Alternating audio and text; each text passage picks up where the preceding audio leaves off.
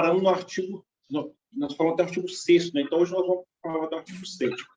Por que tem essas dicas aqui que você está vendo na sua tela?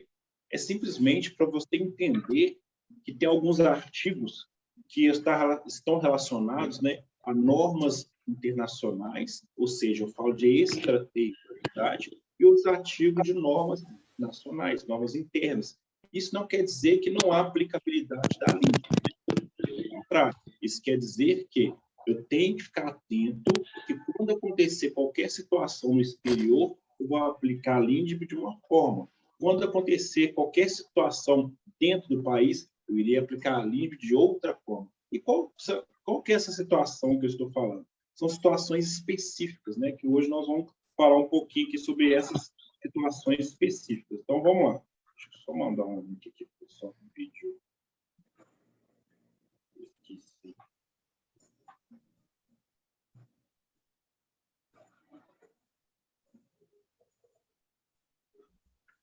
Então, vamos lá. Vamos começar a destrinchar esse negócio aí. Então, olha só, o artigo 7º, ele está começando a falar, olha só onde que ele está inserido aqui, ó, na extraterritorialidade, tá vendo? Então, quer dizer que, quando eu falar do artigo 7º, quando eu falar do artigo 10, artigo 12 e o artigo 17, eu estou falando de normas nacionais, sim, mas de coisas que aconteceram, via de regra, no exterior ou de coisas que se relacionam com pessoas estrangeiras, tá? Então, vamos lá. O artigo 7º, ele começa a falar o seguinte, vamos ler junto aqui o que o artigo 7º fala. A lei no país em que domicilia a pessoa determina as regras sobre o começo e o fim da personalidade. Vamos falar algumas coisas importantes aqui. Personalidade. Aqui é quando a pessoa nasce, vamos dizer assim, porque eu falo aqui começo e fim. Outra coisa interessante que eu tenho que tomar cuidado aqui, dentro dessa ideia da lei do país que fala, que a pessoa domiciliada, ó, e que é domiciliada a pessoa. Então, a pessoa domiciliada quer dizer onde que ela mora, trazendo em miúdos, onde ela tem residência. Por isso que é domiciliada. Não tem nada a ver, vou colocar aqui, ó, não tem nada a ver com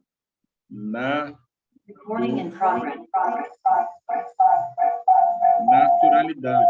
Gente, tem alguém com áudio ligado aí. Olha o que eu falo. Então, não tem nada a ver com naturalidade. Tem a ver com residência, com moradia. Beleza? Não tem nada a ver, volto a repetir, com a naturalidade. Então, olha só. Quando eu falo da lei em que a pessoa é domiciliada, então, se ela tem uma residência no país lá na Argentina, essa lei que vai determinar quando ela tem a personalidade e quando ela perde. Essa questão de personalidade está relacionada ao direito civil, né? O pessoal do CFOE, salvo engano, no artigo 3º do Código Civil, começa a falar da personalidade, começa a falar na verdade, no artigo 7º, né? Artigo 3º começa a falar da capacidade, a pessoa relativamente capaz, absolutamente incapaz. Então, daí para em diante, começa a falar da personalidade. Então, você tem que ficar atento só a algumas pegadinhas. Então, esse domicílio aqui é uma pegadinha que eu tenho que tomar muito cuidado. Isso aqui, ó, começo e o fim da personalidade, tá? Por que eu estou meio que ignorando o nome, capacidade, direito de família? Porque isso aqui tudo se relaciona, tá? Então, você tem que ficar esperto com isso aqui, beleza? Então, olha só que fala no parágrafo 1º do mesmo artigo, que aqui embaixo tem até um esqueminha sobre ele. Realizando-se o casamento no Brasil, será aplicada a lei brasileira, quanto aos impedimentos, dirimentos e as formalidades da celebração. Olha só que interessante.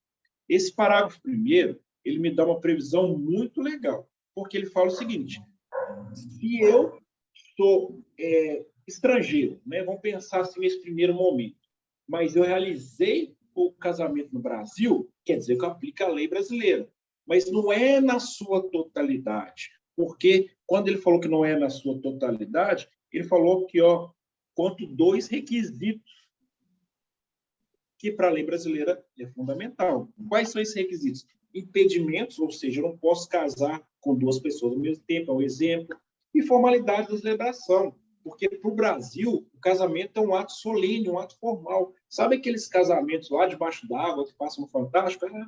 Dois casais se conheciam enquanto mergulhavam, então eles celebraram o casamento debaixo d'água. Que bonito.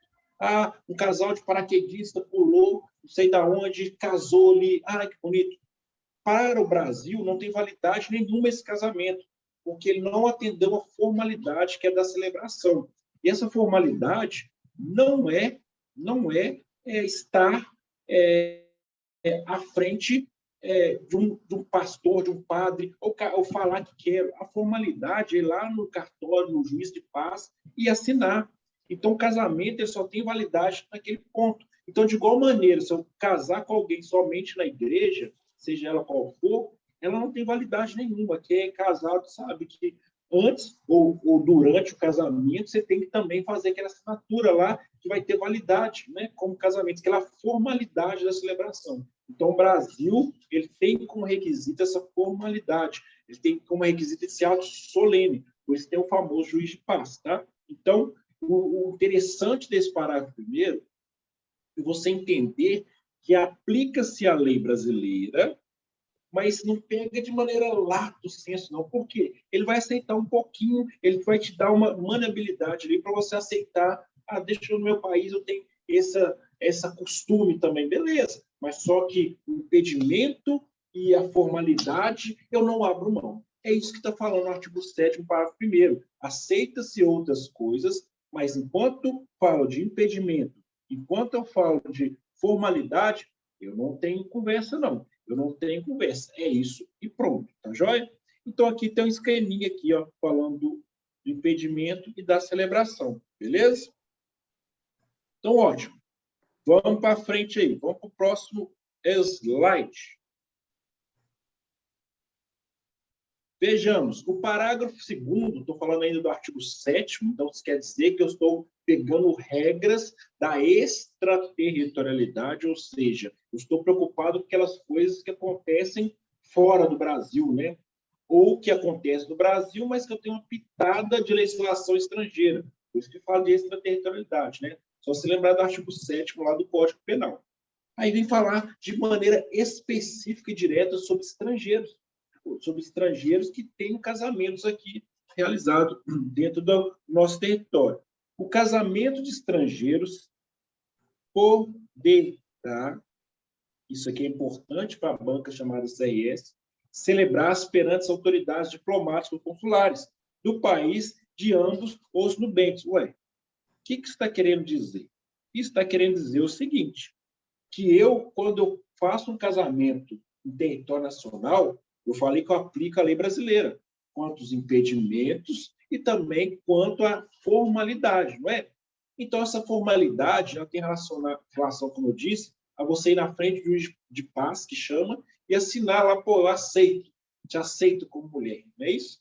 Só que, para os estrangeiros, essa lei aqui, quando fala poderá, quer dizer que aquela formalidade lá, ela poderá ser exercida perante essas pessoas aqui, ó, diplomata ou consular do país. Aí tem um detalhe que você não pode vacilar. De ambos os nubentes. O que isso quer dizer, meu querido e minha querida? Quer dizer que se eu sou argentino, estou casando com uruguaio, eu não posso celebrar o casamento somente perante a autoridade diplomata ou cônsul da Argentina. Eu tenho que estar perante dos dois países, a não ser que eu seja, por óbvio, conterrâneo da minha noiva. Tá? Isso quer dizer que eu não posso simplesmente escolher um cônsul, escolher um diplomata para realizar esse casamento, caso eu não seja do mesmo país da minha concorrente, da minha noiva, beleza? É importante você não vacilar nessa questão aqui do ambos. Vou marcar mais forte aqui, ó. Isso aqui você não pode vacilar, não, tá? Então, marca essa cosita aí, tá? Marca aí que isso é importantíssimo, beleza? Então, vamos lá para mais uma coisa importante aqui. Tendo os nubentes domicílio diverso. O que é domicílio diverso, gente? Domicílio diverso é domicílio diferentes. Isso que é domicílio diverso, gente. É domicílio diferente. Então, quando eu tenho domicílio diverso, que é a mesma coisa que a mesma coisa que é diferente, eu tenho que ver qual regra que aplica nesse caso. Então, vamos lá. Diverso, já falei aqui que é diferente, né? Regerar os casos de inviabilidade do matrimônio na lei do primeiro domicílio do casal. Olha só, gente, aqui já está me dando uma outra informação. Vou até limpar aqui. Então, vamos lá por partes. Eu tenho os nubentes, noivo e noiva, esses que são nubentes, que têm domicílio, não estou falando de naturalidade, diverso. Ou seja, um mora na Argentina,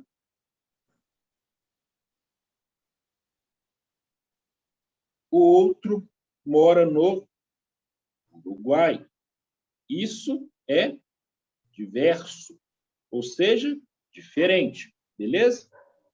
Regerar os casos de invalidade do matrimônio à lei do primeiro domicílio conjugal. Isso quer dizer o seguinte, que eu tenho uma noiva, como eu disse, que é uruguaia.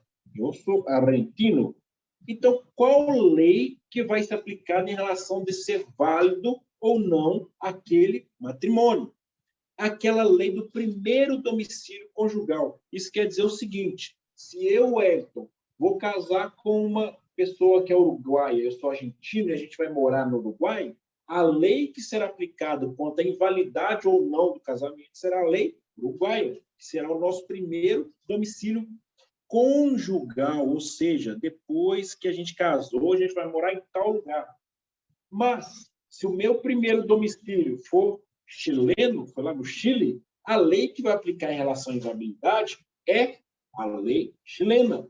Mas se eu estou falando de LINDB é norma brasileira. Sim, sim, mas eu estou falando que aplicando regras de extraterritorialidade quando eu envolvo estrangeiros dentro do território nacional. Tá? Então, cuidado com isso aqui. Ó. Cuidado quando eu falo de noivos nubentes, são noivos, né? A pessoa que vai casar e cada um mora num lugar diferente. A inviabilidade é em relação ao primeiro domicílio do casal. Ah, mas por que você está falando, então, de argentino e de uruguaio se eu estou falando de uma legislação brasileira? Eu só usei isso para ilustrar, para ficar mais claro. Mas, via de regra, eu vou pegar um brasileiro casado com uma estrangeira, né? Então, eu vou morar lá onde que ela mora. Então, a lei de lá que será aplicada. Ah, mas ela vai vir para cá e morar aqui. Então, a lei daqui que será aplicada. Mas essa lei que vai ser aplicada em relação a essa validade ou não do patrimônio. Se no Brasil fala que eu posso casar só com uma pessoa, e isso não é inválido, não posso ter bigamia, isso não é inválido, eu aplico a lei daqui. Mas se eu casei com uma pessoa lá da Arábia e vou morar lá, que é o primeiro domicílio do casal, né, o primeiro domicílio conjugal, e lá fala que é permitido, irei aplicar a lei de lá, beleza? É isso que está falando esse parágrafo terceiro. O parágrafo quarto, gente, vai falar também de regimento de bens. Se vocês perceberam aqui, tudo que eu estou falando em relação essa parte do artigo, estou falando do artigo 7º, né? Ele tem relação com o direito civil, né? Estou falando de normas de casamento, estou falando de bens, até mesmo uma pitada de sucessões, herança. Então, tudo está relacionado ao direito civil, porque a LINDB ela é extremamente ligada ao Código Civil, ao direito civil. Mas, por óbvio, a LINDB não serve só para o direito civil. Lembra que a lei da lei, lex legum, quer dizer que ela aplica para toda a legislação brasileira. Mas a força dela maior é a legislação civil, porque é a legislação civil que vai reger como que eu vou viver na sociedade, como que eu vou me relacionar com os demais membros da mesma sociedade que eu ocupo, tá? Não é uma lei penal que vai fazer isso. Por isso que a LINDB ela é uma lei que é usada muito no direito civil.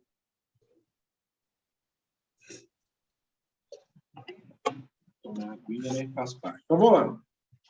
Regime de bem legal convencional obedece à lei do país em que tiver os bens do domicílio. E se for diverso, do primeiro domicílio conjugal. É a mesma regra do matrimônio quando eu falo de domicílios diferentes. Você tem que lembrar que diverso é o quê? Diferentes. Não esquece, não. E eu vou te dar até uma outra dica aqui. Existe uma palavra que é usada no direito e pode cair na sua prova, que chama-se defeso. Quer dizer que é proibido. Só se lembrar da música lá do Charlie Brown Jr. Ela achou meu cabelo engraçado. Proibida para mim não é. Né? Só se lembrar disso. Então, essa mesma regra aqui do diverso é a regra que eu apliquei no parágrafo anterior. Então, não tem muito segredo, não. Porque, olha só, vamos pensar, por óbvio, se eu estou no mesmo domicílio da minha noiva, por óbvio, eu vou aplicar a legislação de lá. Mas se a gente tem domicílio diverso e vamos nos casar, eu vou aplicar a lei onde eu irei morar com ela. É uma coisa meio que intuitiva. Mas você tem que ficar esperto quando você lê o tudão aqui, ó. Porque quando você lê essas disposições dentro de um texto de lei, você pode ficar pensando, pô, mas vou decorar isso? Não. Agora, vamos ler isso aqui com outros olhos. Olha comigo, ó. O regime de bens, legal ou convencional, ou seja, não importa qual tipo de bens. Legal é que vem por lei, convencional é que a gente concordou. Não é isso? Convencional fala assim, ó, eu tenho 3 casas, 2 carros. Assim que eu casar com você, será de nós dois. Opa, nós acordamos isso. Eu tenho 3 casas e 2 carros. Legalmente, eu não falei nada. Então, é comunhão parcial de bem. Tudo que a gente adquirir depois disso será de nós dois. Antes disso, não é meu, o que é meu é meu, o que é seu é seu. Então, não tem muito segredo em relação à legalidade ou convenção. É o que eu acordei ou que a própria lei determinou. Beleza? E olha só como é que é intuitivo quando eu paro de querer brigar com a legislação e entendo um todo. Ó, obedece à lei dos países que tiverem do bem domicílio. Ué, é lógico, né, gente? Se eu moro no Brasil, minha noiva também, por que eu vou aplicar uma lei lá da Argentina? Mas, se o nosso domicílio for diverso, e eu estou falando de bens, estou falando de casamento, assim que a gente casar e for morar em determinado lugar, esse determinado lugar passará a ser o quê? O meu domicílio. E, por óbvio, a minha esposa, que a gente casou. Então, é lógico que a lei que será aplicada é de lá, porque é lá que eu estou domiciliando, é lá que eu estou morando. Então, é uma coisa meio intuitiva, que quando eu paro de brigar com a legislação... Interprete como você quiser. Eu não falei isso? Que é isso, gente? Ah, você tá certa, mãe. Oh, realmente. Você tá certíssima. Tem gente brigando aí, ó, com a mamãe aí, ó. Microfone aberto. Até assustei. Achei que tava me xingando. Não me xingue. Por favor. Vamos lá, então, gente. Deixa eu ler aqui. Achei que tava me xingando. Pô, fiquei até triste. Gente, vocês estão comigo aí? Tá dando para pegar? Qualquer coisa aí vocês vão mandar no chat, tá? Porque eu não estou com fone de ouvido, justamente para não me desconcentrar, mas eu estou prestando atenção no chat aqui. Fechou? Beleza? Então, bora lá.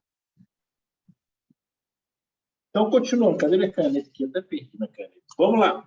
Parágrafo 5º está falando o seguinte, que o estrangeiro, agora eu estou falando com o cara que já está casado. Até então, estou falando de Nubanks, concorda? O que é Nubanks? A pessoa que está doida para casar. Doida, literalmente, né?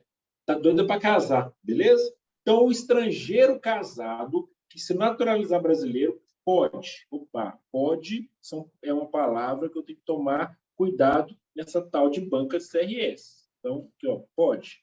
Vou até marcar aqui com uma forminha diferente aqui, ó. Pode. Não ficou legal, não. Gostei dessa.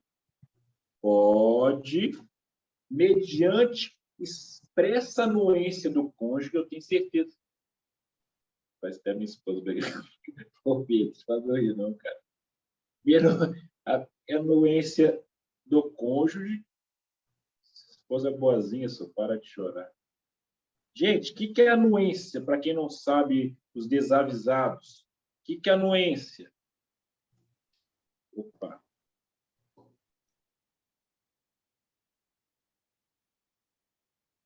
que é anuência?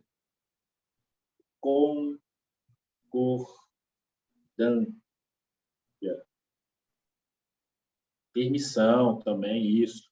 Então, a anuência, eu falo assim, eu concordo. E a anuência de direito civil é forte. Né? O silêncio importa a anuência. Você chega para uma menina na festa e fala assim, você não deveria falar, né? Mas vamos supor que você fala. Posso te dar um beijo? Se ela não falou nada, você pode beijá-la?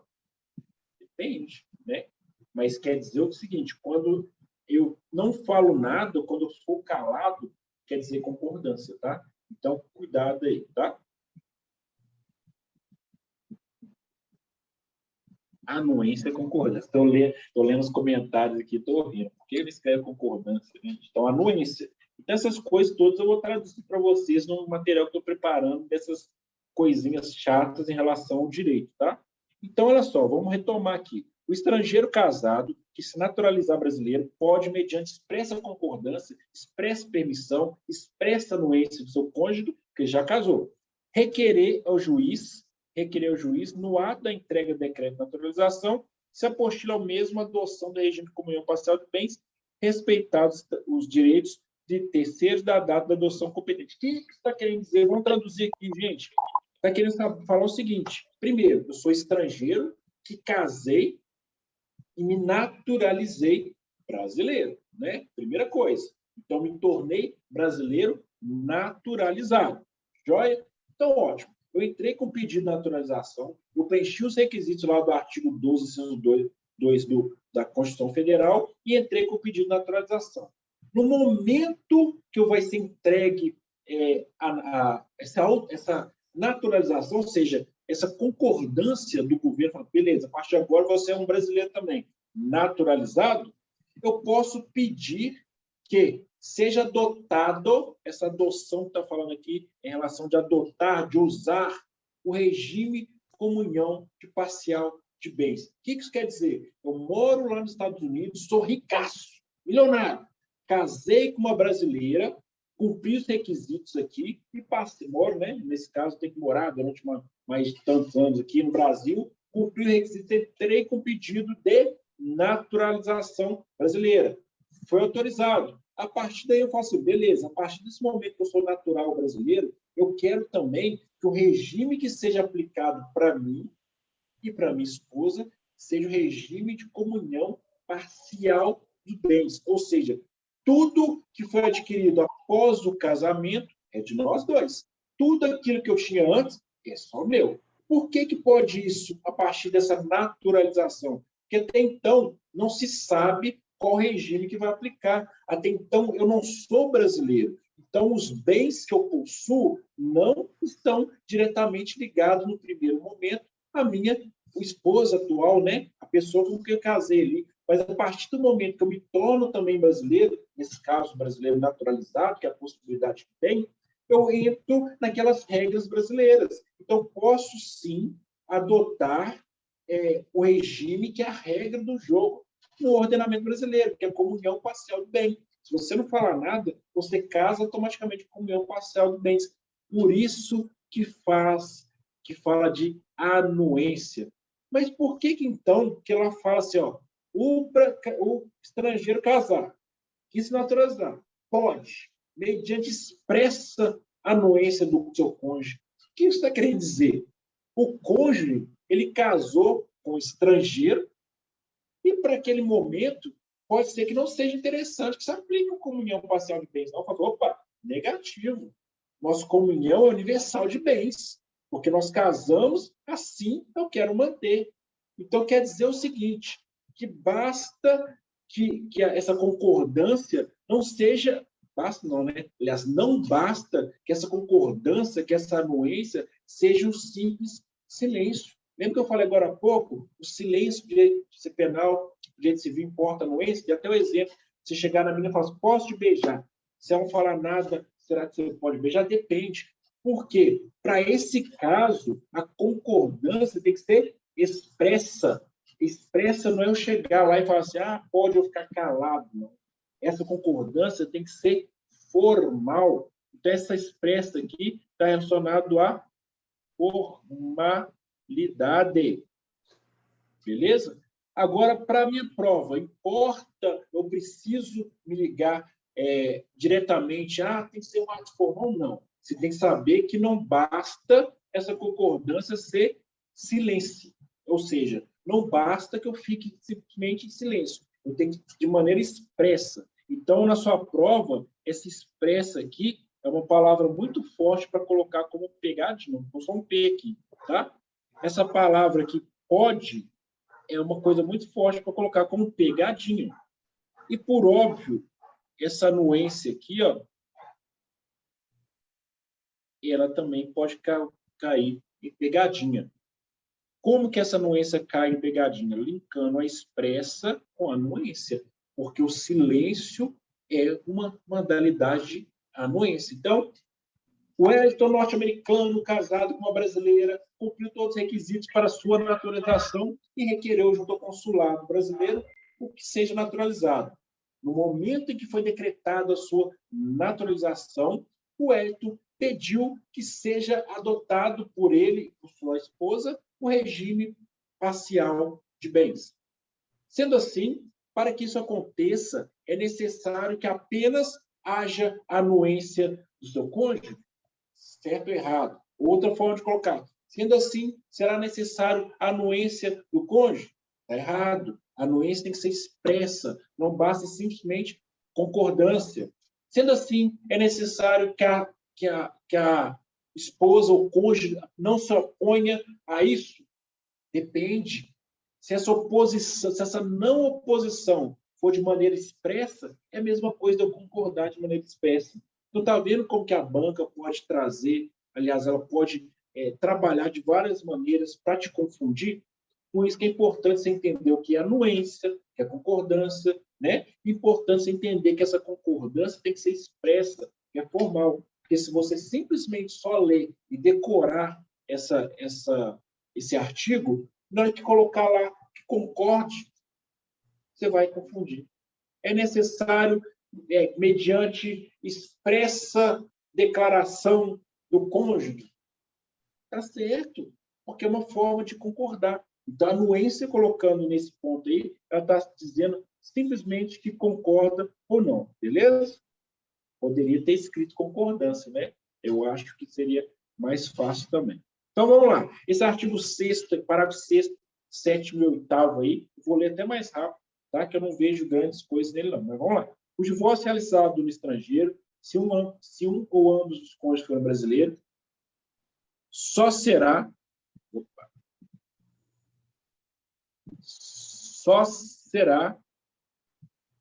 pegar a cozinha aqui. Só será reconhecido no Brasil depois de 1 ano da data da sentença. Então, o que é importante você gravar? Essa data aqui. Vou até colocar de maneira diferente para ficar mais fácil. Vou colocar como isso aqui é importante. E o que é importante dentro desse quadrinho? Isso aqui, ó. Esse outro quadrinho que eu fiz aqui. Dentro desse quadrinho vermelho, guarda esse quadrinho aqui, ó. Por que eu estou falando para você guardar esse quadrinho aqui, ó? Tá vendo isso aqui? Porque a confusão que pode se fazer na banca CRS é falar que depois de 1 ano da data da separação, depois de 1 ano da data do divórcio, e que faz a questão ficar errada, porque é depois de 1 ano da data da sentença. Então, vou marcar aqui para você, aqui de vermelho, aqui, ó, para você não errar mais, beleza? E aqui eu vou até marcar de verde. E aqui eu vou fazer um negocinho para ficar bonitinho para tudo.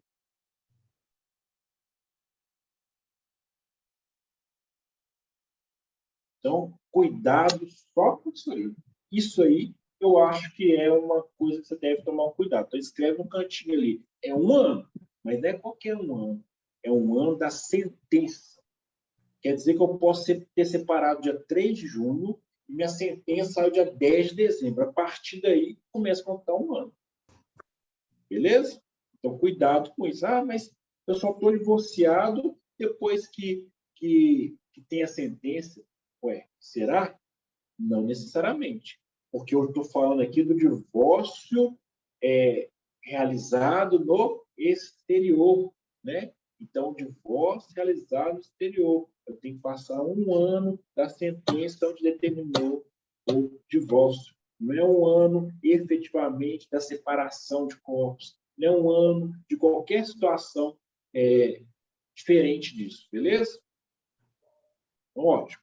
Salvo o caso de abandono, domicílio do chefe de família estende-se a outro cônjuge e ao filho não emancipado, e a do tutor, curador ou incapaz. Isso aqui eu não vejo um artigo com grandes problemas, não. Então, vamos perder muito tempo dele, não. Quando a pessoa não tiver domicílio, considere-se domiciliado no lugar de sua residência, ou naquele se encontra. Esse aqui é um artigo, coloquei até outro dia nos meus stories uma questão sobre essa aqui. Esse aqui é um artigo que eu acho que você deve tomar um cuidado. Vou te mostrar em que. Então, vamos lá. Quando a pessoa não tiver domicílio, né, considerar-se-á domiciliado no lugar de sua residência, e cuidado com isso aqui, ó, ou naquele em que se encontra. Isso quer dizer o quê? Eu sou uma pessoa que eu não tenho domicílio certo. Se eu não tenho domicílio certo, quer dizer que eu não declarei se eu tenho, se eu moro no país X, no país Y, eu não declarei se eu moro no estado Y, no estado X. Então, onde que vai ser minha residência? Onde vai ser meu domicílio? E para o direito penal, ele chama domicílio não necessariamente a residência, mas nesse caso, ele vai falar o seguinte: onde que ele tem residência? Ah, ele tem residência no Brasil? Então, aqui é o domicílio dele. Mas beleza, ele não tem residência no Brasil, não.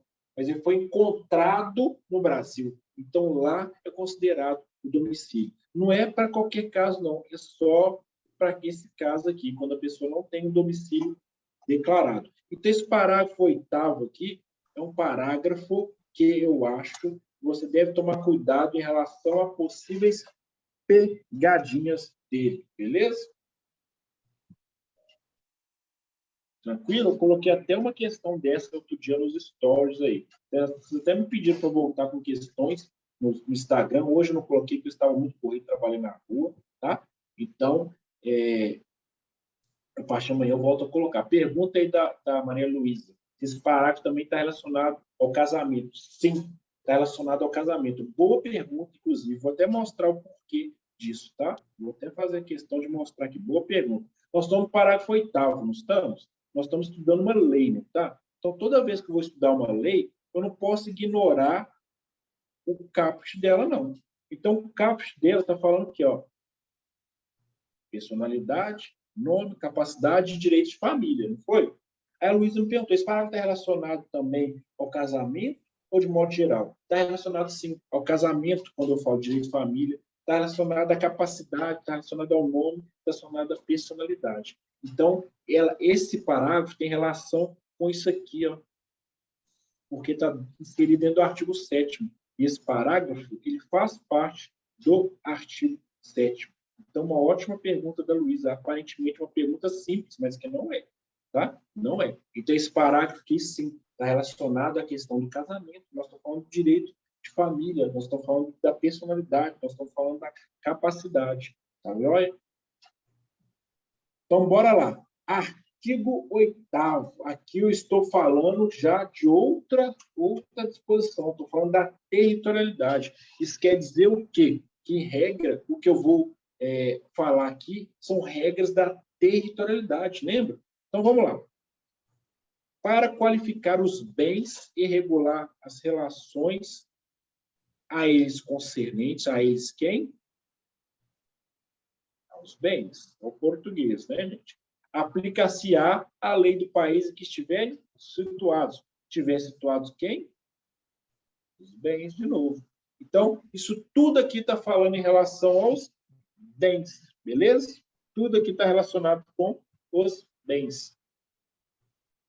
Então, vamos lá. Aplicar-se-á a lei do país em que for domiciliado o proprietário quanto aos bens móveis. Cuidado com isso aqui, porque na sua prova eles podem colocar aqui, ó, o I, vai tornar bens imóveis, que é, via de regra, casa, lote, né?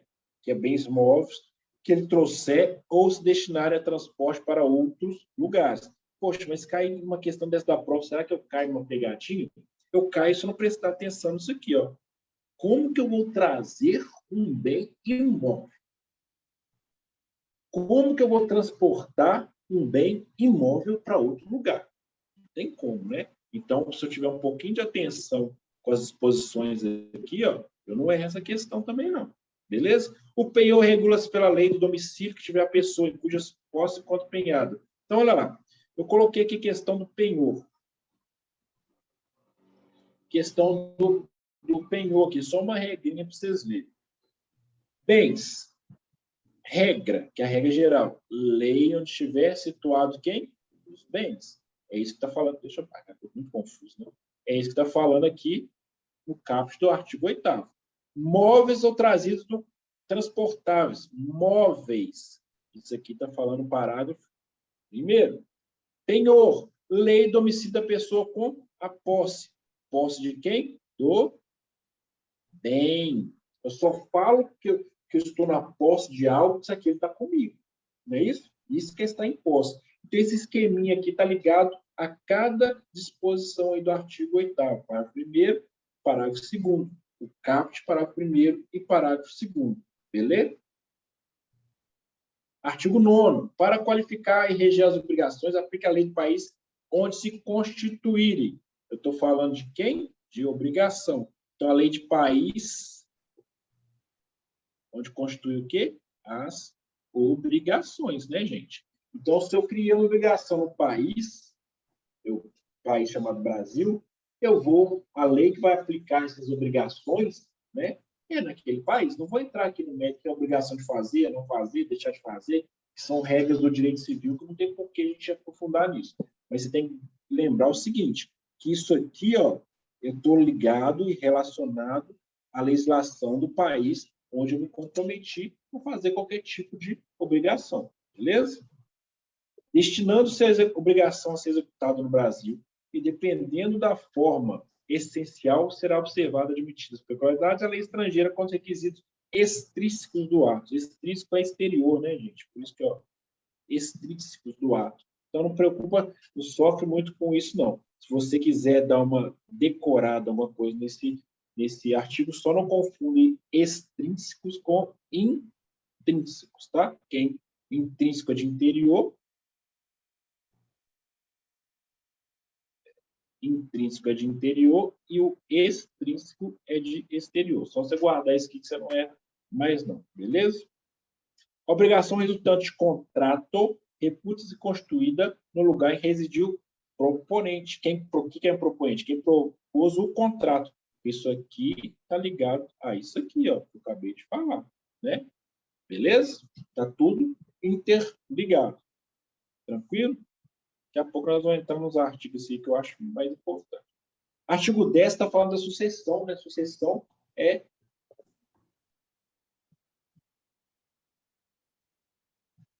herança.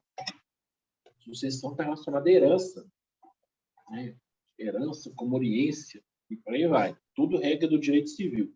A sucessão por morte, por ausência, obedece à lei do país em que domiciliado, ou defunto, ou desaparecido, qualquer que seja a natureza, a situação dos bens. Quer dizer o seguinte, que o país onde que está domiciliado nem sempre é residência, tá, gente? Acabei de falar isso, que eu posso ter residência no exterior e ter domicílio no Brasil. Uma coisa está relacionada à outra, né? A não ser que eu não tenha domicílio. Aí lembra, a regra é onde tem residência, onde foi encontrado, que não é o caso aqui.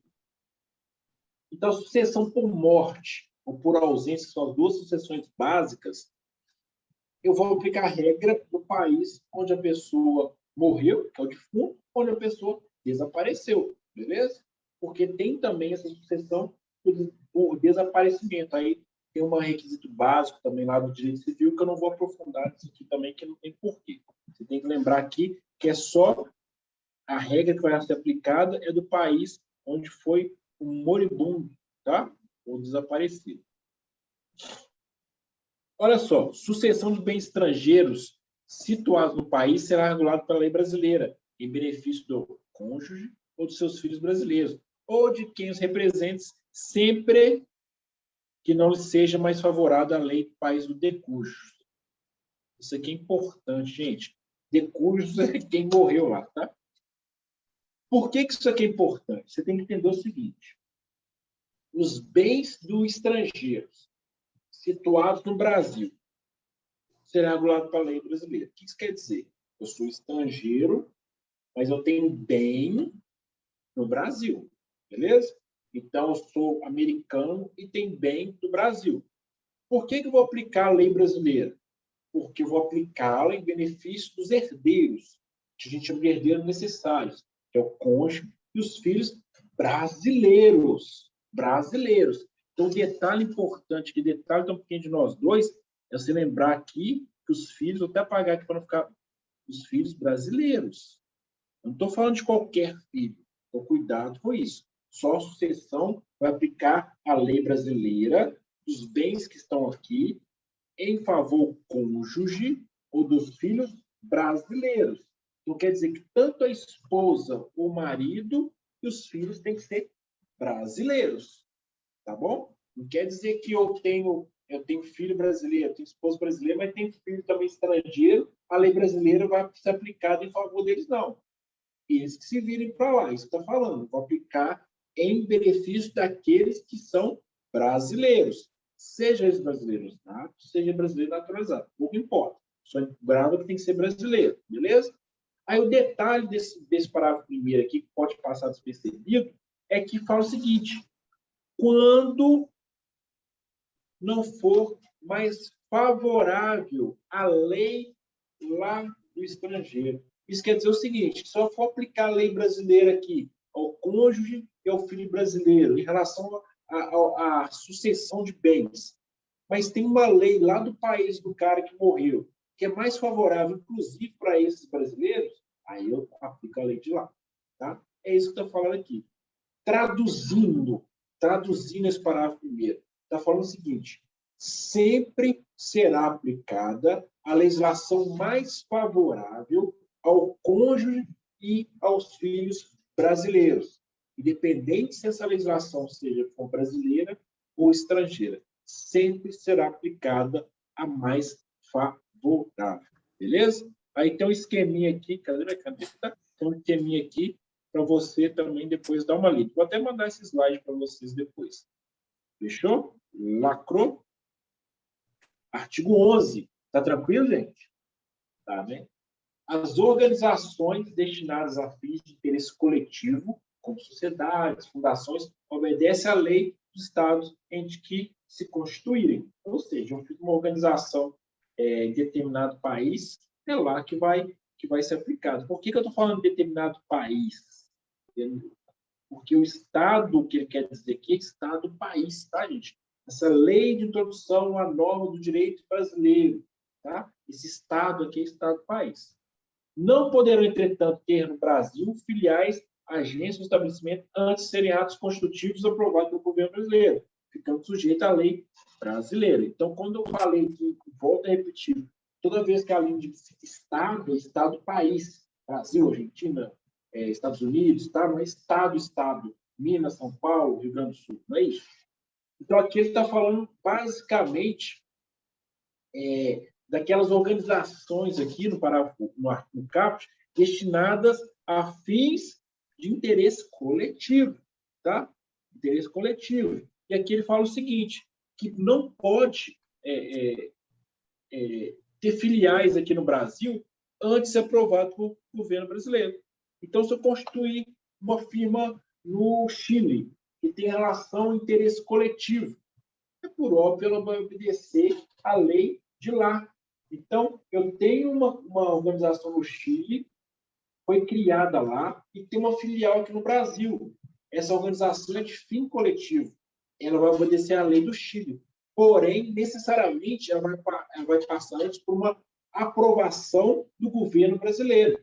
Então, a partir do momento que ela passou a aprovação do governo brasileiro, ela passa a ser olhada, a ser vista, a obedecer, melhor dizendo, a legislação brasileira. Então, eu posso ter como é que chama? Filial, uma matriz em outro país, e as filiais no Brasil posso, desde que seja aprovada pela legislação brasileira. E lembra que eu estou falando de organização com fins coletivos. Não estou falando de organizações comerciais, como tem as multinacionais aí, que tem filiais em todos, ou quase todos os países mundo afora, beleza? Vou para outra aqui, que o resto aqui não acho tão interessante, não.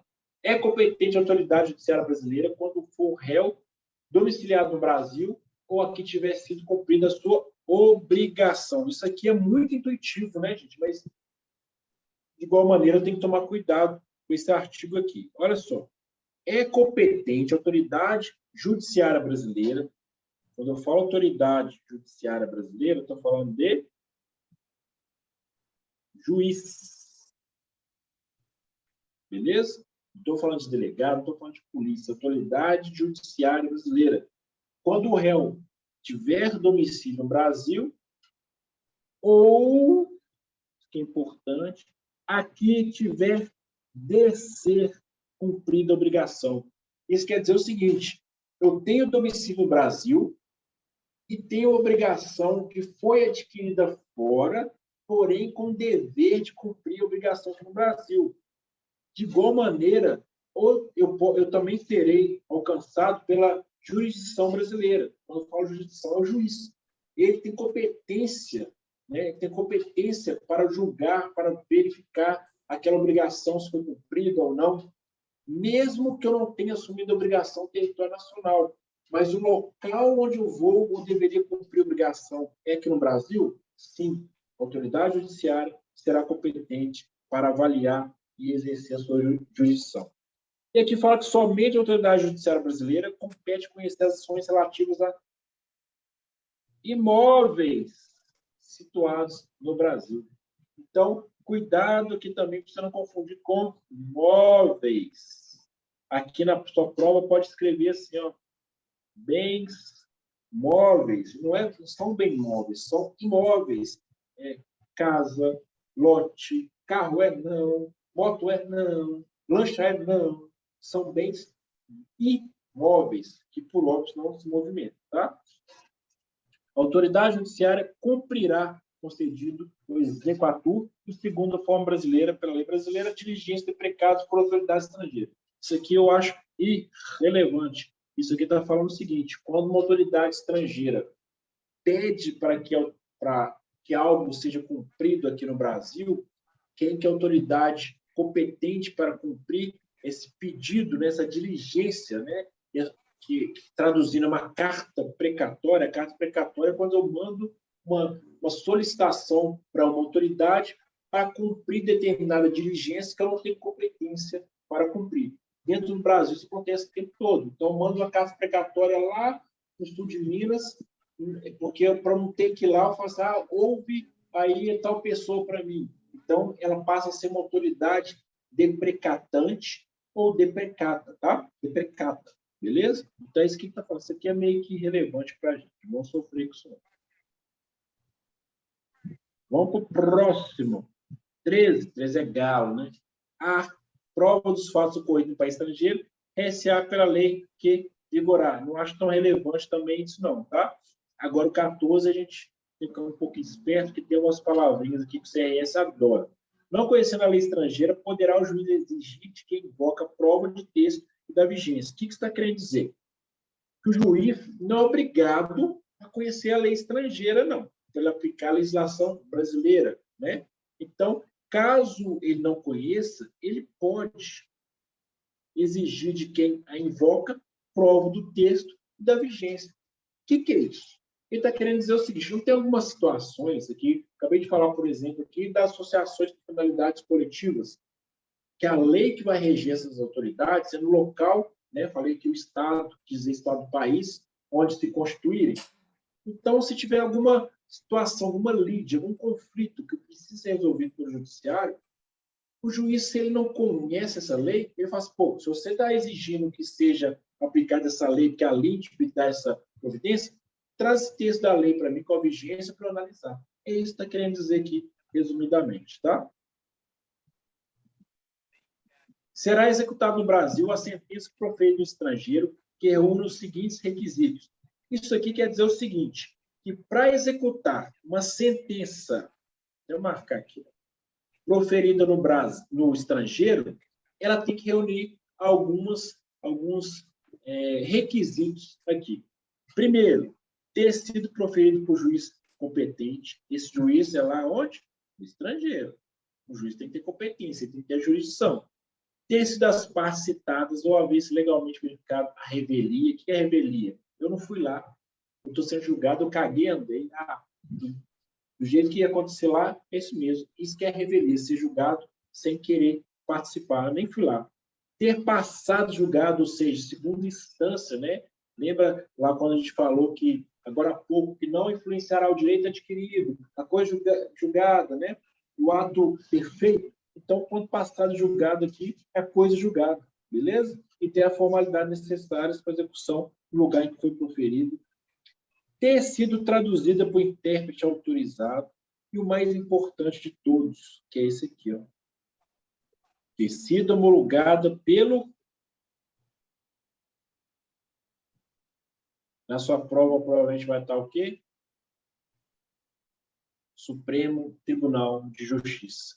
Aqui é Supremo Tribunal Federal. Só se lembrar do Alexandre de Moraes. E só se lembrar o seguinte, tudo que vem de fora para valer aqui dentro, o órgão responsável para analisar se aquilo é constitucional é o Supremo Tribunal Federal. É o órgão máximo. Ele sempre que analisa qualquer tipo de coisa relacionada ao que vem de fora. Inclusive, quando eu falo de normas de direitos humanos, por aí vai. Então, não confundam com isso aqui. Ó. Isso aqui que eu acho que pode ser a pegadinha da sua prova. Falar que é o STJ e não o STF. Beleza? Vamos no 17 aqui. As leis, atos e sentenças de outros países, bem como quaisquer declarações de vontade, não terão eficácia no Brasil. Deixa eu pôr outra cor aqui. Não terão eficácia no Brasil.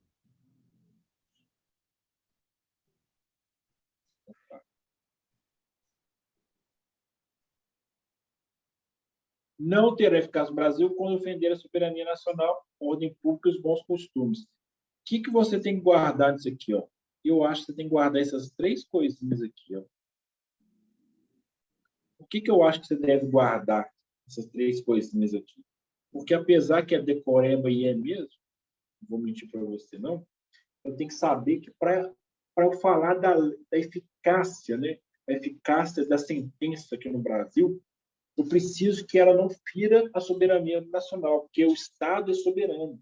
Eu preciso que ela não vá contra a ordem pública e, por óbvio, os bons costumes, que é algo mais subjetivo, né? Então, guardem essas três disposições aqui, porque eu acredito também que pode ser disposições alvo de pegadinha. Talvez no VOF, depois marcar quais são todas certas. Por que eu acho que essa aqui pode ser uma questão de pegadinha, esse artigo 17? Porque agora há pouco, no artigo 15, nós falamos dos requisitos, lembra? Eu falei que vem do STF.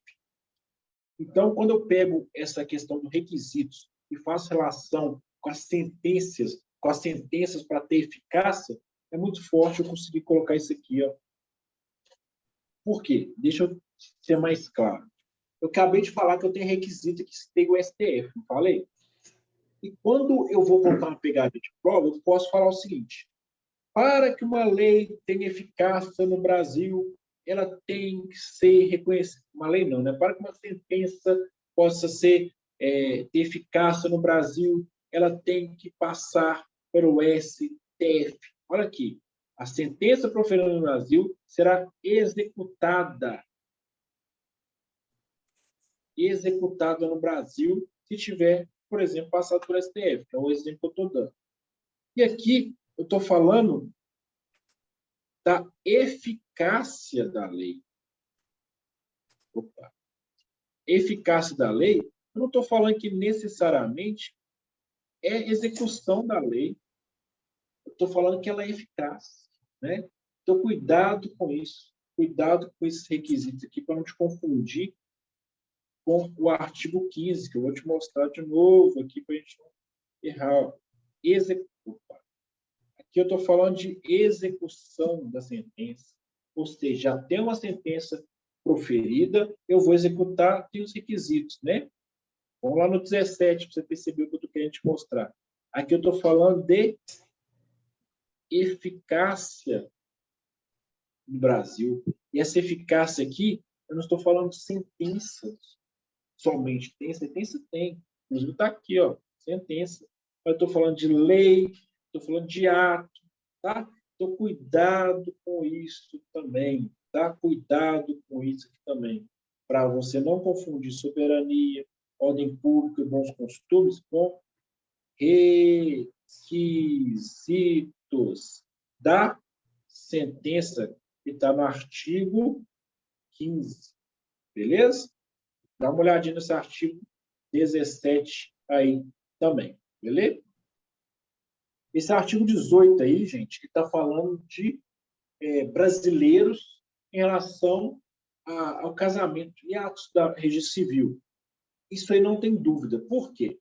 É só você lembrar da mesma disposição que eu falei na extraterritorialidade, do artigo 7º, quando eu falei dos estrangeiros que eles podem celebrar mediante diplomatas, mediante os consulares. Então, a regra do jogo é a mesma para os dois lados, né? Então, eu falo o seguinte, quando são brasileiros, também são competentes autoridades consulares para celebrar o casamento, beleza? Então, a regra do jogo vale para os dois lados. Então, é muito tranquilo eu ver isso aqui.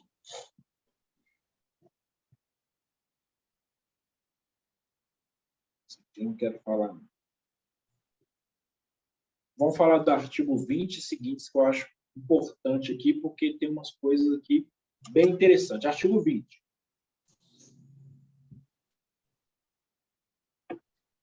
Na esfera administrativa, controladora e judicial, não se decidirá com base em valores jurídicos abstratos. Esse não se decidirá aqui, essas esferas aqui, tá, gente? Não sofram com isso, não. Isso aqui é o nome que a LINDB usa, tá? Isso não decidirá ter um requisito aqui, ó, sem que sejam consideradas as consequências práticas da decisão. Isso quer dizer o seguinte, qualquer decisão que existem essas três esferas que a LINDB considera como esferas base, eu só posso tomar decisão se não for, se eu avaliar, melhor dizendo, as consequências práticas dessa decisão. Se as consequências forem piores que a própria decisão, eu não tomo. Então, como requisito, é isso aqui, ó. Então, esse sem que aqui é um requisito. Então, pode aparecer na sua prova também, usando essa palavra requisito. Beleza? Olha só como caiu na prova aí, o artigo 20. Vamos lá, 2021, uma prova para advogado, mas está lá. Não são admitidas na esfera controladora as decisões baseadas em valores jurídicos abstratos. Está certo ou errado? Errado. Por que está errado? Ó, na esfera administrativa controladora já não se dirá com base em valores abstratos. Ué, acabou de falar aqui que não decidirá. Por que então que essa resposta está errada? Porque eu acabei de falar. Eu tenho um requisito. E esse requisito é sem que sejam consideradas consequências. Então, vamos ler de novo a questão. Ó. Não são admitidos na esfera controladora as decisões baseadas em valores jurídicos abstratos. Tá certo? Está errado. Ela pode ser considerada, sim, desde que seja avaliadas as consequências práticas da decisão. Se eu for avaliar as consequências práticas da decisão e achar que essa decisão se valendo de valores abstratos, não tem problema nenhum, beleza? Então, olha só como é que uma questão de prova pode induzir totalmente ao erro, tá?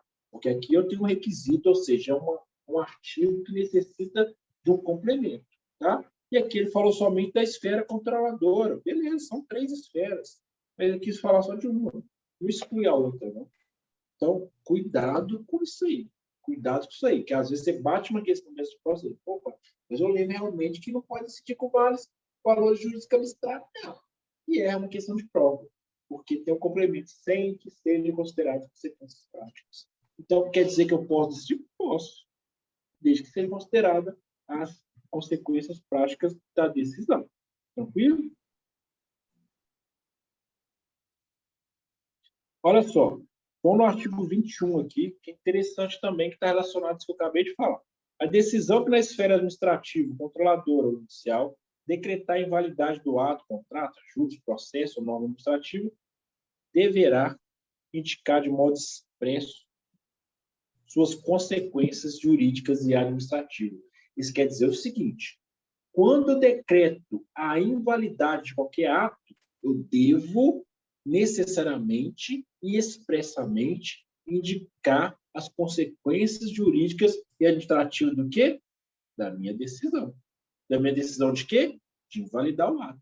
Então, esse artigo aqui pode ser escrito de maneira diferente na sua prova. Conseguiu pegar? Eu vou indicar, de modo expresso, o motivo do quê? O motivo da minha decisão. E a minha decisão fez o quê? Invalidou o ato. Beleza? É isso que está falando aqui desse artigo.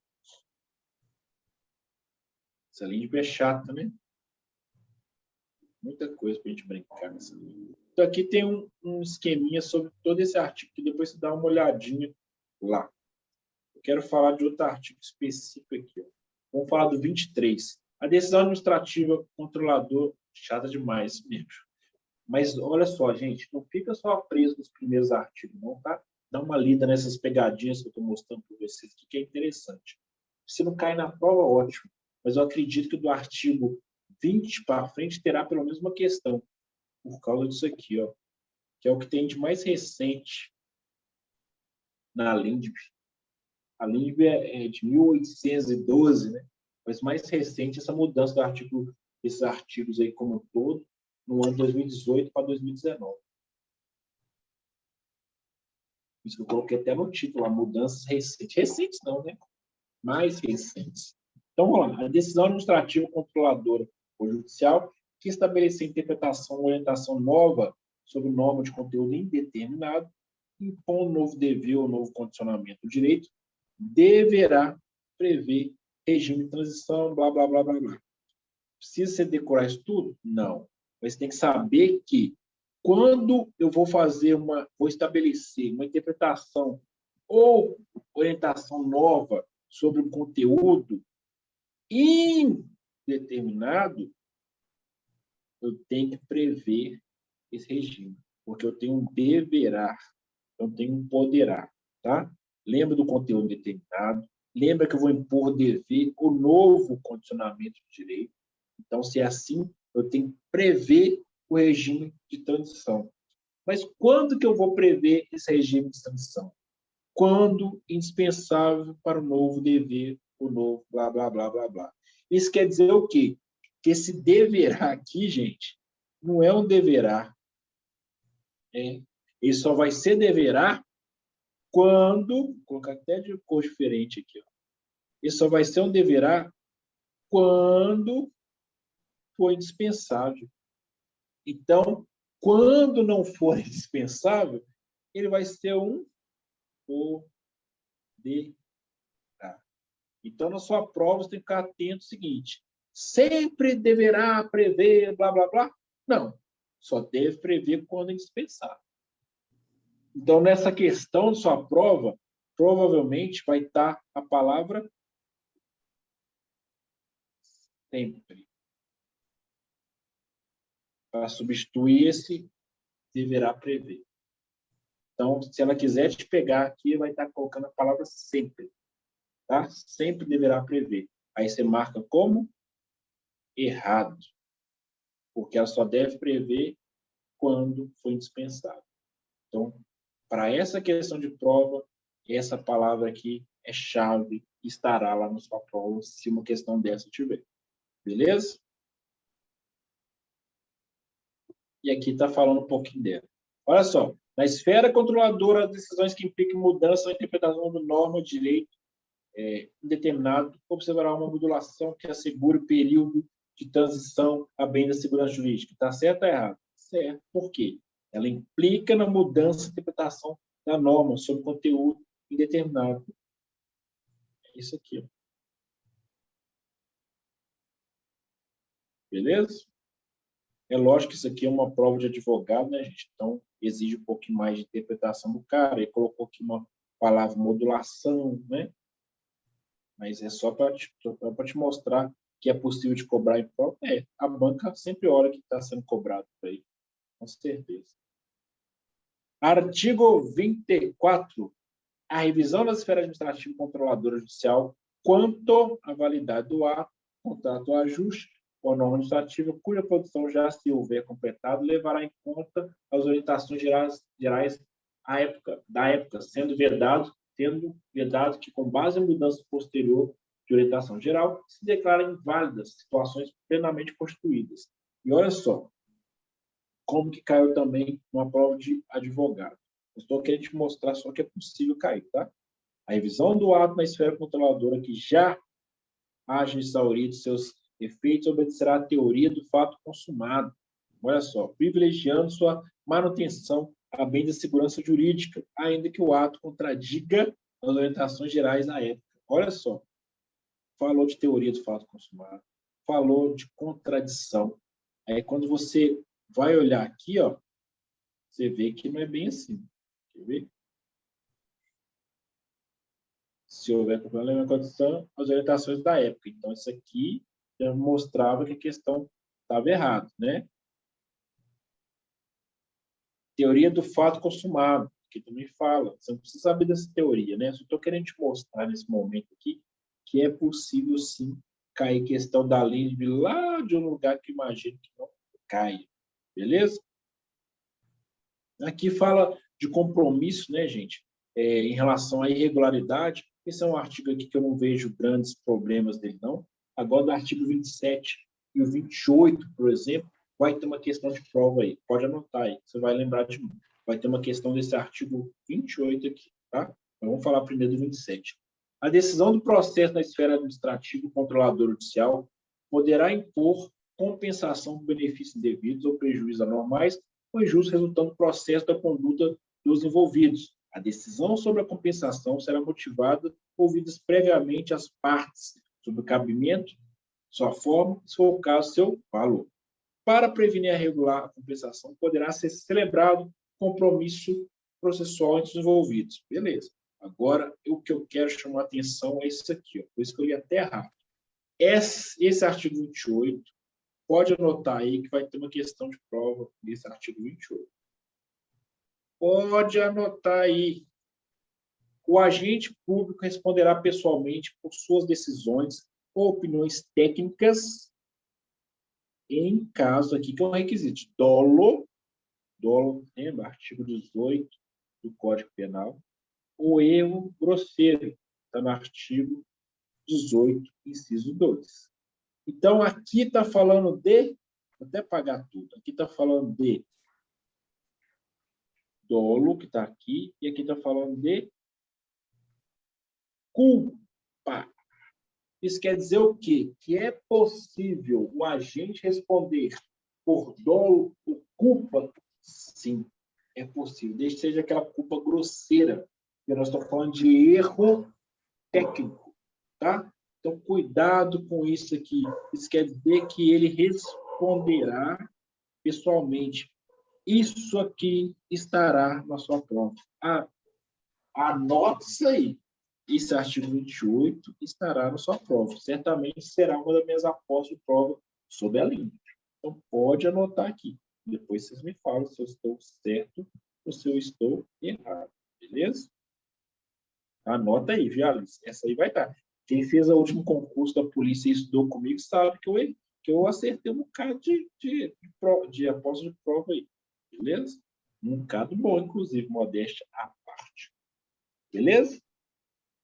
Vamos lá, então. Artigo 29. Esses artigos aqui eu não vejo grande relevância, não, tá? Então, eu quero só ler aqui, na verdade, esse esqueminha que eu fiz aqui, porque tudo que eu acho extremamente relevante, eu falei sobre tudo esse artigo 28. Beleza? Então, vamos lá. Vamos no artigo 30. As autoridades públicas devem atuar para aumentar a segurança jurídica na aplicação de normas, inclusive por meio de regulamentos, súmula administrativa e resposta. Esse aqui também, artigo 30, eu quero te falar que ele pode estar na sua prova. Não é uma aposta forte, mas eu acredito que isso também seria uma questão de prova, tá bom? Artigo 30. Artigo 30. Por que eu acho que é uma questão de prova? Porque ele vem aqui no parágrafo 4º, parágrafo único, e vincula a decisão. Isso quer dizer o quê? Que quando ele vincula, ele dá opção para a pessoa agir de maneira diferente. Então, olha só que interessante. No parágrafo único fala o seguinte: os instrumentos previstos no caput desse artigo terão caráter vinculante. O que é falar que uma coisa tem caráter vinculante? É falar o seguinte: meu filho, você só pode resolver desse jeito. Mas esse caráter vinculante que ele está falando aqui não é para qualquer pessoa, não. É só o órgão que destina. Então, olha só. Quando ele fala aqui que a autoridade pública deve atuar para aumentar a segurança jurídica, na aplicação de normas, inclusive meio regulamento, súmula administrativa e resposta e consulta, ele fala o seguinte: que a Secretaria da Fazenda tem que criar um regulamento para aumentar a segurança jurídica na aplicação de normas relacionadas à verba pública.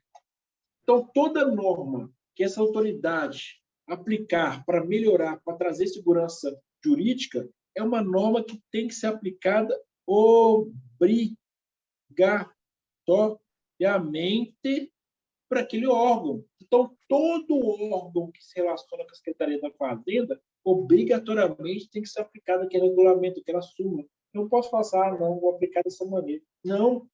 Então, esse artigo 30 também é um artigo muito forte para a sua prova. Então, esse esqueminha aqui, ó, resume todo esse artigo 30 para você. Inclusive, quando fala aqui de caráter vinculante. Lembra que caráter vinculante é um caráter que tem força de lei. Ou seja, cumpra-se assim e pronto. Então, quando um órgão solta uma súmula, solta uma norma, um regulamento para aumentar essa segurança jurídica que está falando, na própria aplicação de uma norma existente, fala o seguinte: aquele órgão só pode aplicar daquela maneira. Então, tem uma legislação que fala que o emplacamento de carro deve ser observado os seguintes requisitos. Beleza. Só que está uma coisa muito vaga, muito duvidosa. Então, o órgão executivo lá do Detran solta o regulamento e fala o seguinte: ó, a partir de agora, essa norma que fala de aplicação de emplacamento só pode ser da seguinte maneira: a pessoa tem que primeiro gerar um DAI, pagar o DAI, apresentar o DAI no dia de emplacamento, para voltar no dia posterior para ser colocado na placa. Pronto. Quer dizer que não tem outra forma de se fazer a não ser dessa maneira. É isso que está querendo dizer o artigo 30 e o parágrafo único do artigo 30. Então, faz um coraçãozinho também nele, que eu acho que pode ser uma coisa que pode vir na prova. Dentro do coração, você coloca o W de Wellington. Fechou? Pessoal, a LINDB acabou por aí. Tem alguma dúvida? Eu posso falar um pouquinho de resolução de exercício.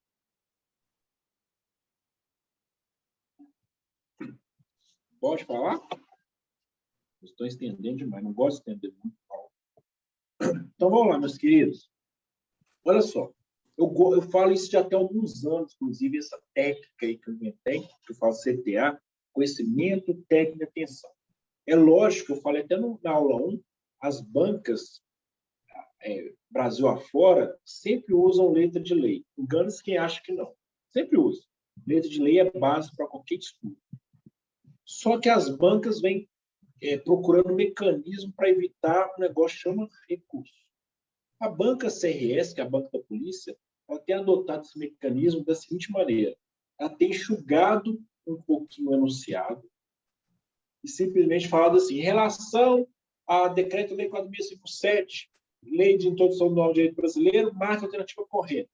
Ou seja, ela cria uma forma de te direcionar. Esse aparece aí é quem? Sou eu? Eu não estou aparecendo para vocês, não? Certo? Ué, você está zoando. Olha para mim que está aparecendo o tempo todo. Ó, que estranho.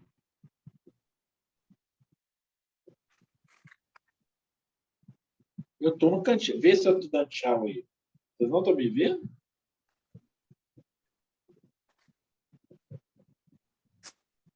Oi, gente, estou aqui. Uai, estou aqui. Tá aqui aberto. Meu vídeo ali em cima. Tá aberto. Uai, esse W aqui nem sou eu, estou usando outra coisa.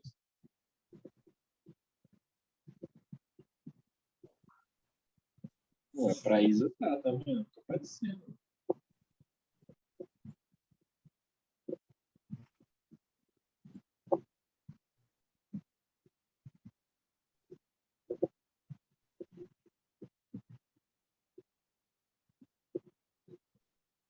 E agora, tá aparecendo? Eu tô assim o tempo todo, ó. O tempo todo. Tempo assim não, né? Eu tô com coisa doida. Deixa eu colocar de novo a tela aqui onde eu tava.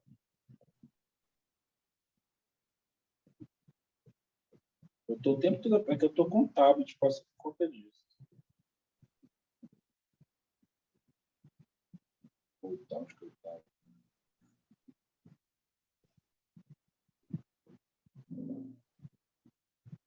Não tô aparecendo um cantinho para vocês, não?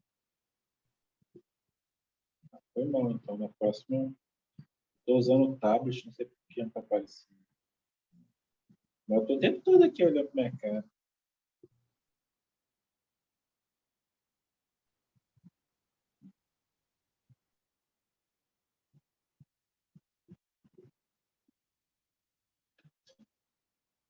Vê aí se eu tô aparecendo.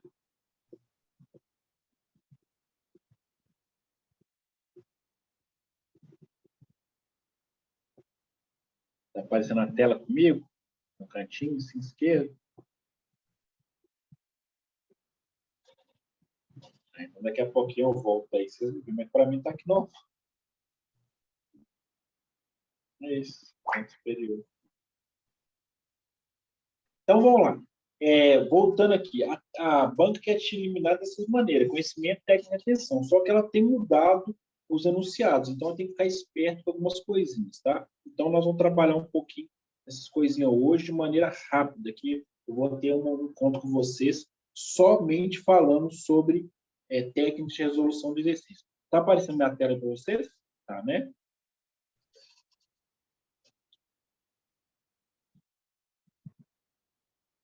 Então vamos lá. Olha só, essa questão foi usada no simulado, salvo engano, simulado 2, e muita gente me mandou mensagem. Eu tenho respondido essas mensagens, particularmente, né, de cada um em relação à dúvida, né, que não quero chegar lá e corrigir todas as questões. Eu quero que realmente você vá lá e busque o porquê, quebra-cabeça, eu vejo você falando quebra-cabeça, e é isso mesmo. A ideia é essa. Quem tem errado muito simulado no começo, que não sofra, gente, a ideia desse começo é esse, é dar uma arrebentada em vocês, eu coloco até algumas questões ali duvidosas, pode estar com um errinho, para quê? Para vocês quebrarem a cabeça. Porque se eu coloco nesse momento uma questão errada, você quebrar a cabeça, você está estudando tanto que você não está nem percebendo. Você pode estar até me xingando, mas você está estudando. Então, não importa o que você me xingue, desde que você está lendo, pergunta os outros, fala que a pessoa é burro, beleza, você está buscando. Então, a ideia nesses primeiros simulados foi isso. Principalmente do quinto e sexto para lá, vocês vão ver que a pegada vai ser diferente. Não é que o simulado vai estar muito mais fácil, muito pelo contrário. Agora vocês vão sentir, nesse próximo, acho que vocês vão sentir isso, como que vocês evoluíram sem perceber. Fazendo, buscando respostas que não tem, quebrando a cabeça, procurando outra pessoa, me xingando, me perguntando. Então, a ideia é essa, gente. Então, por isso que vocês confiaram em mim, não é à toa. Então, continuem confiando, tá? Então, olha só, essa questão 39 é uma questão que eu tenho que tomar extremo cuidado aí, tá? Porque alguém riscou a tela aí, olha para ver quem foi. Por que eu tenho que tomar extremo cuidado? Eu acabei de falar que a banca tem que mudar em relação à maneira com que ela escreve um enunciado. Só coloca assim, em relação tal, marca correta, né? Mas só também tem algumas situações que a banca ela usa do enunciado para procurar saber se eu sei o alcance de determinadas palavras, eu sei o que é uma questão certa, o que é uma questão errada. Então, esse enunciado aí é um enunciado que ele faz uma interdisciplinaridade com a língua portuguesa. Então, ele fala um preâmbulo enorme falando da Convenção Americana de Direitos Humanos e tem uma disposição ali que muita gente errou. Não é porque não sabia a alternativa A, B e C, que as várias pessoas que me questionaram mandou certinho. Isso quer dizer que ela quebrou a cabeça, que ela buscou e falou: professor, não tem resposta não, que tudo aqui vai de encontro. Mas ela está esquecendo que quando eu falo vai de encontro é uma coisa, quando eu falo vai ao encontro é outra. Então, olha só, toda pessoa acusada de delito tem direito que se presuma sua inocência, enquanto não se comprove legalmente sua culpa. Durante o processo, toda pessoa tem direito em plena igualdade, garantidos mínimos elencados na Convenção Americana de Direitos Humanos, que se refere ao tema, assinale alternativa que vai de encontro com as previsões constantes nessa previsão. Beleza. O que é o tal de vai de encontro e o que é o tal de ao encontro? Olha só, até mesmo professor, meu mano, professor, me xingou demais. Então, vamos lá. As expressões ao encontro de e de encontro a são muito usadas por aí, né? Mas só que a gente passa despercebido e não é desapercebido, como se fala, desapercebido é sem dinheiro, tá, gente? Sem grana. Despercebido é distraído. Outra dica aí. Então, o que é o encontro de? Quando eu falo encontro de, quer dizer que você está de acordo, você está indo na direção. Eu vou ao encontro da minha namorada para abraçá-la. Estou indo ao encontro dela. E que aí é de encontro? Estou em contra de encontro. Estou chocando. É o contrário. Estou indo de encontro à pessoa que discorda da minha não ia falar de política, não, né? Mas vamos falar do meu posicionamento político. Então, ao encontro de encontro a, tem significado opostos, totalmente opostos. Um quer dizer concordância, outro quer dizer discordância, divergência, são coisas totalmente distintas. Então, quando eu sei nessa coisa besta, eu volto lá na questão e não erro mais. Porque essa questão falou que vai de encontro a, ou seja, está pedindo simplesmente fala assim, marque a incorreta, que não está de acordo. Então, todos aqui estão de acordo, menos a assertiva de que fala da renunciável. É um direito irrenunciável, está lá na lei. Então, muitas pessoas me mandaram essa questão especificamente, questionando. Eu até falei assim: você está de parabéns por você ter percebido, ter buscado a resposta no sentido de tudo estar lá certinho. Mas só que você não percebeu essa palavra do enunciado aqui. Então, cuidado também com esse tipo de cobrança numa prova. Tá joia? Quero que vocês não errem mais. Por isso que eu fiz essa explicação aqui. Então, vamos lá. Vamos resolver agora uma questão da LIND básica. Em relação à LIND, julgue assertivos abaixo e marque a alternativa correta. Então, quero que você dê uma olhada aí e escreva se você quiser, ou então coloque no cantinho aí qual que você acha correto, que nós vamos fazer junto.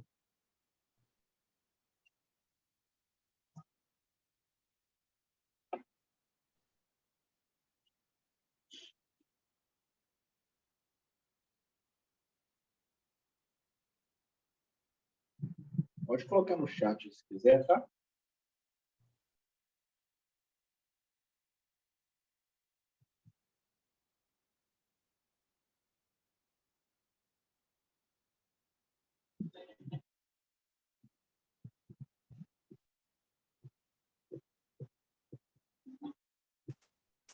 Então, vamos lá.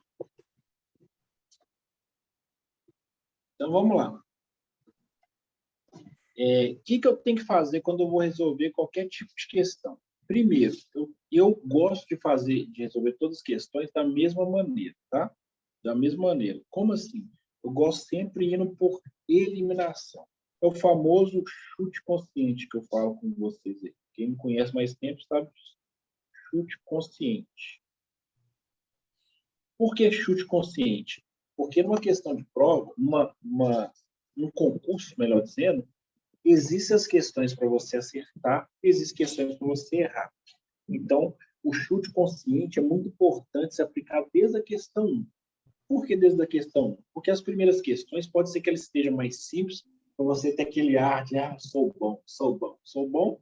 Aí chega lá na questão 20, questão 15, sei lá, no meio da prova vai ter aquela questão para você se sentir um burro. Essa questão lá para você se sentir um burro, ela não é feita para você errar essa questão. Ela é feita para te atrapalhar em 3, 4 posterior. Porque quando você fica pensando ali, não sei essa questão, ficou na cabeça, você vai fazer o quê? Vai chutar. Quando a gente chuta, a gente faz o quê? Eliminação. Então, você chutou e passa para a seguinte. Passa para posterior. E vai passando. Aquela questão que você chutou, de maneira que você não vinha fazendo, que você estava sabendo todas, vai te atrapalhar por 3, 4 questões. Chega lá na frente, você volta naquela. Então, é para isso que ela serve. Ao passo que, se você tiver desde a questão 1, aplicando o chute consciente, que eu gosto de chamar de eliminação, quando chegar nessa questão que você for sentir o burro, ela não irá te atrapalhar. Sabe por que você já está chutando desde a questão 1? Você está indo por eliminação desde a questão 1. Então, está na questão 1. Quem descobriu o Brasil?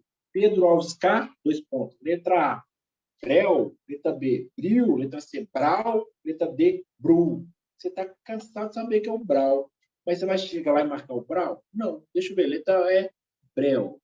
Não é. Vai eliminando uma por um. Porque quando chegar na época de você fazer isso dentro de um concurso, seu batimento cardíaco não vai alterar, você não vai começar a suar, você não vai começar a ter vontade de banheiro, e o mais importante, não vai te atrapalhar nas demais, porque você já está chutando todas as questões desde a alternativa 1, fazendo do mesmo jeito. Isso é técnica de resolução de prova. Então, eu resolvo sempre assim, ó. Quando é para marcar correto, eu venho cá e marco um V. E analiso uma por uma. A lei poderá ser corrigida através de nova publicação de texto, desde que me chamou a atenção, que isso ocorra antes da lei que a lei entre em vigor. Eu acho que é falso. Então, vou marcar F. Em caso de omissão, aplique-se a regra prevista na LINDB, ou seja, toda lei começa a vigorar em todo o país 45 dias após oficialmente publicada. Eu já vi isso aqui na LINDB. Então, isso aqui para mim é verdadeiro. O desconhecimento da lei é excusável. Eu sei que excusável é perdoável. Não é não. Todo mundo sabe, tem que saber da lei. Então, isso para mim é falso. Olha eu chutando, hein? Uma questão simples. A lei terá efeito imediato e geral, respeitados os atos jurídicos perfeitos, direito adquirido, coisa. Não, sei que não é imediato, não. Sei que é imediato. Então é falso. Aí eu volto aqui e falo aqui. Está pedindo para marcar V. Então, pego a que está marcada V, linko com o que eu fiz lá e faço meu chute. Então, acho que é B. Assim que eu faço qualquer resolução de prova. Agora, esse link aqui é para a gente analisar um por um. Então, vamos lá. A lei poderá ser corrigida através de nova aplicação de lei? Vamos ver se isso aqui está em algum lugar? Vamos descobrir juntos? Vamos lá ver. Onde que está? Ué, cadê o link aqui que eu estou clicando? Não está aí, meu Deus. Ixi, deu ruim, viu? Isso aqui era um link. Foi mal, deu ruim. Isso tem que estar assim, que era um link, tá? Que na hora que eu clicasse lá, já ia lá na lei. Lá no começo do artigo 1º, aqui está no artigo 1º também, no parágrafo, enfim. Eu ia clicando aqui e mostrando, mas deu ruim. Tá? Mas eu consegui te mostrar como que a gente resolve as questões de prova. É assim, por eliminação. Fechou? Outra coisa também que eu não posso deixar hoje em dia para trás. Eu não tenho tempo mais com a nova modalidade de prova, que 50 questões, o tempo de 3 horas, de ficar saltando questão para voltar depois, não. Eu tenho que ir marcando. Por isso que eu tenho que ir chutando desde o início, beleza? Então, vamos lá. Gabriel acabou de falar o que eu falei para não fazer mais, tá, Gabriel? Não faço, não. Não passa mais para frente, que você não vai ter tempo mais de voltar, não. Vai passando a questão e não volte mais. Chega lá, marca gabarito boa. Hoje em dia, assim, você tem que fazer questão de prova. Vamos lá no outro. Beleza? Tenta testando, tenta fazendo isso aqui. Após regular a tramitação na Assembleia Legislativa, lei fixava o salário mínimo estadual, foi publicado no Diário Oficial no dia 2. Opa, publicação no dia 2.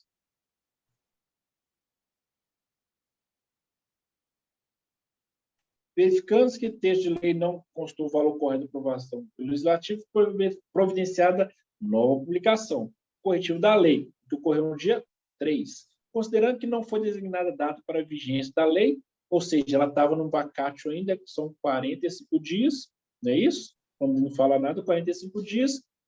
O novo salário passa a vigorar quando? Está querendo saber quando a lei entra em vigor. Então, vamos lá.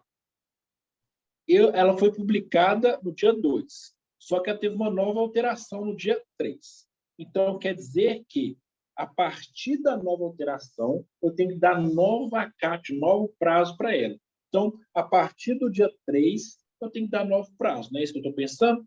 Então, vamos lá. A partir do dia 2, não, porque tem um vacatio. Então, eu coloco F. A partir do dia 3, sim, mas cadê o período de 45 dias? Então, é falso. 45 dias após o dia 2, não, porque ela teve uma correção no dia 3, então é falso. 30 dias? Não, porque ela não falou nada, é silêncio, é 45, falso. 45 dias após a publicação? Sim.